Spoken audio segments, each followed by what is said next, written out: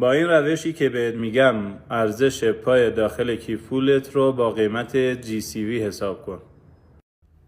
وارد کیف پول پای براوزر میشید و از قسمت پایین پای اپ رو انتخاب میکنید. صبر میکنیم تا صفحه لود بشه. قسمت مینت اپ رو انتخاب میکنیم و دومین گزینه رو میزنیم. اینجا برنامه ورلد بانک پای رو انتخاب میکنیم و اوپن اپ رو میزنیم. ازتون میخواد که آدرس کیف پولتون رو وارد کنید. به هیچ عنوان رمز کیف پول رو وارد نکنید. آدرس کیف پول رو تو قسمت بالا می نویسیم و یه اسم ولت هم واسه خودمون انتخاب میکنیم. بعد گزینه الاو رو انتخاب میکنیم.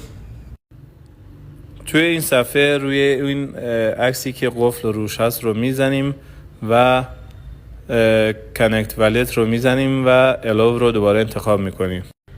ببینید دوستان، بازم تاکید میکنم روی هیچ سایت و برنامه 24 کلمه رمز کیف پولتون رو وارد نکنید و این برنامه هم فقط درخواست آدرس کیف پولتون رو کرده که ما انجامش دادیم و صبر میکنیم تا اتصال انجام بشه.